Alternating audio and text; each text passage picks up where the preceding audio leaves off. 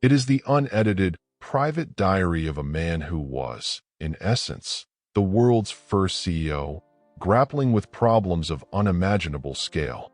He was manually writing the code for his own mental operating system. Marcus Aurelius began his mental preparation with a method that stands in stark opposition to our modern culture of relentless practice, which modern psychology is only now beginning to fully appreciate, lies in its function as a powerful booster for the psychological immune system. By voluntarily and repeatedly exposing his mind to a controlled, self-administered dose of adversity each morning, he was effectively building what we can accurately understand as psychological antibodies. He was creating a cognitive and emotional memory of hardship before the hardship ever occurred. Therefore, when a real crisis inevitably unfolded later in the day, when a dust-covered general indeed stood before him to report a stinging defeat, or when a trusted advisor was revealed to have acted out of pure selfishness, the event was stripped of its most destructive element, the power of devastating surprise.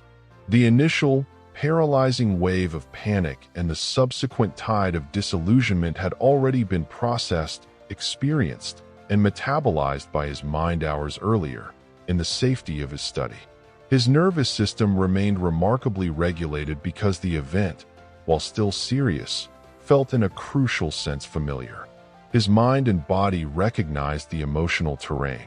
Because he had already run the comprehensive mental simulation and courageously confronted the associated emotions in advance, zero mental energy was wasted on the paralyzing, self-pitying question of, "Why is this happening to me?" Instead, that entire reserve of preserved cognitive and emotional energy was immediately, almost effortlessly, available for the only question that truly mattered and could produce a constructive outcome. Given that this situation is now my reality, what is the most virtuous, the most effective, and the most dignified next single step I can take from here? Your practical implement, leaving your core of inner peace not just intact, but proven and strengthened. The second pillar of the Aurelian ritual represents a profound transition. From building defensive fortifications against external chaos to activating and cognitive reframing is nothing short of a masterstroke of behavioral psychology, executed 2 millennia before the field. Today, my purpose is to act with focused discipline and unwavering patience, crafting this report not as a fundamental Stoic principle, writing it down as a memo to his soul. This person who will likely annoy, oppose, or even betray me acts as they do out of profound ignorance. They are not inherently evil, but are tragically mistaken. They, like me, are operating under the belief that they are acting correctly for their own benefit, but they are spiritually blind to what is truly good and virtuous. This preemptive cognitive reframing is, in essence, an act of strategic psychological disarmament. It is the mental equivalent of donning a non-stick coat before walking into a storm.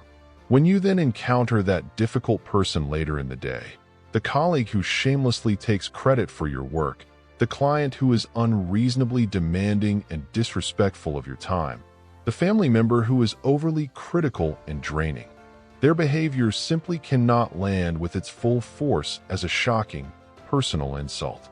Instead, you perceive it through the dispassionate lens of diagnosis rather than the reactive lens of personal attack. You see their rudeness, their arrogance, or their chronic negativity not as a targeted weapon aimed at the core of your being, but as a visible symptom of their own deep-seated internal struggles, their own lack of wisdom, their own unresolved pain and insecurity. Your reaction is therefore completely transformed. It is no longer a raw, reflexive, and emotionally draining outburst of anger or hurt. It consciously evolves into a calm, strategic, and almost clinical form of opposition or management. You are no longer an unarmored combatant in a chaotic emotional brawl, taking every blow personally. You have become a skilled physician diagnosing a recurring illness in a patient. Vaccinate your mind. 2. Find your deeper why. 3. Disarm your day. Subscribe for more.